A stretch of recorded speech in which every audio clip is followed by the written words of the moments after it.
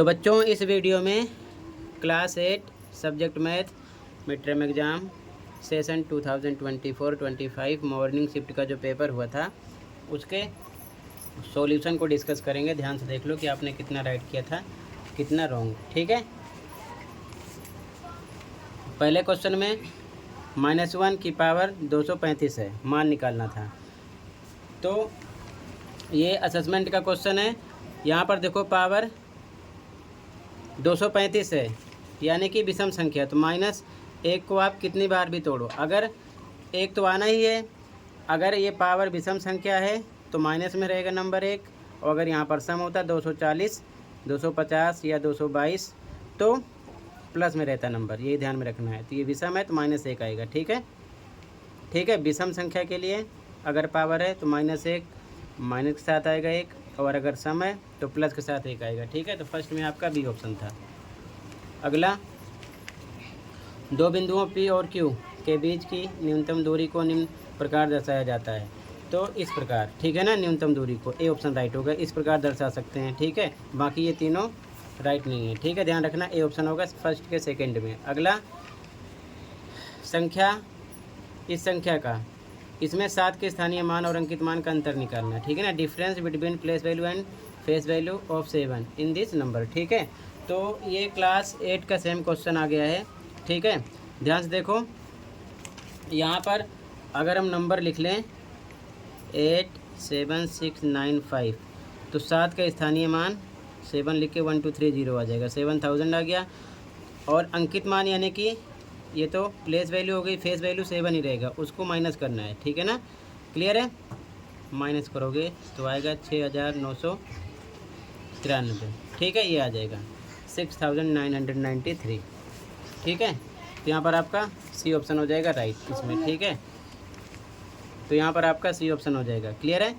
Face value same रहेगी, 7 ही रहेगा, और प्लेस वैल्यू 7 का हो जाएगा कितना, 7000। इसी में से आपको 7 यानी कि प्लेस वैल्यू में से फेस वैल्यू माइनस करना है। ठीक है। तो यहाँ पर कितना आ जाता है, 6993। ठीक है, सी ऑप्शन था। अगला क्वेश्चन 49 और 50 के वर्गों के बीच जो संख्याएं पूर्ण वर्ग नहीं है उनकी संख्या है। तो 49 50 ऐड कर लो, उसमें से एक माइनस कर लो, आ जाएगा 99 -1 98 हो गया। बी ऑप्शन हो गया यहाँ पर। ठीक है, क्लियर है। लास्ट सेशन के पेपर में ऐसा क्वेश्चन था, लेकिन वहाँ पर क्या करना था, 2n था। ठीक है, ध्यान रखना। अगला देखो, वह अक्षर जो नीचे दी गई संख्या रेखा पर क्यूब रूट 64 के स्थान का सबसे अच्छा प्रतिनिधित्व करता है। ठीक है, ये क्वेश्चन है। तो ध्यान से देखो, यहाँ पर क्यूब लगा है तो हम क्या करेंगे, इसको हम लिख सकते हैं 4 × 4 × 4। 3 का पेयर बनता है, इसमें पेयर में से 1 निकलेगा, क्या आएगा 4। तो ए पर 1 है, बी पर 4 है, सी पर 6 है, डी पर 8 है। तो यहाँ पर आपका बी आ जाएगा, कौन सा, 4 आ गया। ठीक है, बी ऑप्शन हो जाएगा यहाँ पर राइट। क्लियर है, ऑप्शन नंबर बी राइट हो जाएगा। अगला क्वेश्चन है, एक पूर्ण संख्या के 5 गुने में 12 जोड़ने पर 82 प्राप्त होता है। पूर्ण संख्या है, मान लेते हैं x है, उसके 5 गुने में यानी 5 हो जाएगा। 12 जोड़ेंगे, 12 जोड़ दिया तो कितना मिल रहा है, 82। ठीक है, सोल्व करेंगे तो हो जाएगा 5x + 12 = 82। ठीक है, तो 5x = 82, ये प्लस के इधर आएगा माइनस हो जाएगा। तो 5x = 82 में से 12 घटाएंगे 70, तो x = 70 बटे में आएगा 5, भाग करेंगे आ जाएगा 14, x आ गया 14। ठीक है, 5 × 5 20, 5 × 20 14 आ जाएगा। तो यहाँ पर आपका बी ऑप्शन राइट था इस क्वेश्चन में, ऑप्शन नंबर बी राइट था। ठीक है, क्लियर है। अगला देखो ध्यान से, अगला क्वेश्चन है, अगला क्वेश्चन निम्नलिखित में से कौन सी भुजाएं समकोण त्रिभुज बनाती हैं। ठीक है, ये क्वेश्चन है। तो देखो पेयर बनना चाहिए। ठीक है, डी ऑप्शन राइट हो रहा है। डी राइट कैसे हो रहा है, ये देख लो। ठीक है, 6 8 10 है, 6 8 10, इन दोनों के वर्गों का सम इसके वर्ग के इक्वल होना चाहिए। 6 का स्क्वायर + 8 का स्क्वायर = 10 के स्क्वायर के। इसका स्क्वायर 36, इसका 2 64, 100 के। ठीक है, ये आ जाएगा 100, ये भी 100, इसीलिए ये राइट हो रहा है। ठीक है, यहाँ पर आपका डी ऑप्शन हो जाएगा, बाकी तीनों में नहीं होगा ऐसा। ठीक है, डी ऑप्शन है। अगला, निम्नलिखित में से एक चर वाला रैखिक समीकरण कौन सा है? तो linear equation in one variable condition होती है a x plus b equal to 0 होना चाहिए। तो देखो इसमें इक्वल नहीं है, ये रॉन्ग है, इसमें भी इक्वल नहीं है, ये भी रॉन्ग है, इसमें इक्वल है लेकिन वाई है, ये नहीं है। और यहाँ पर देखो x प्लस 1 बराबर 7 ही हो जाएगा आपका, एक चर में है, ठीक है ना, वन वेरिएबल में है, ठीक है। यहाँ पर 2 हो गया, एक्स वाई है, यहाँ पर केवल x है, तो यहाँ पर आपका डी ऑप्शन हो जाएगा, ठीक है, ऑप्शन नंबर डी। अगला इसका वर्ग निकालना है, द स्क्वायर ऑफ -19, तो इसी का आपको डबल टाइम क्या कर देना था, इस प्रकार मल्टीप्लाई, दिया जाता 361 और ये माइनस माइनस प्लस हो जाता है, डी ऑप्शन आता है, ठीक है, ऑप्शन डी। अगला 8888 के घन का इकाई अंक है, तो इकाई अंक के लिए बार बार असेसमेंट का क्वेश्चन रिपीट हुआ है। इकाई का अंक 8 है, 8 का आपको क्यूब करना था, ठीक है, तो ये हो जाता 8 गुणे 8 गुणे 8 गुणा करते आता 512, तो इकाई पर क्या मिला 2, तो ए ऑप्शन आ जाता, ठीक है, ए ऑप्शन हो गया। अगला x का मान निकालना है, x का मान निकालना है, ध्यान से देखो इसका सॉल्यूशन,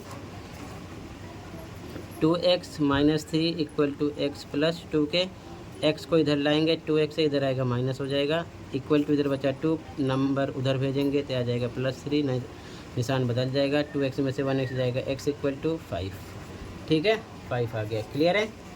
तो यहाँ पर आपका डी ऑप्शन हो गया, ठीक है, ऑप्शन नंबर डी।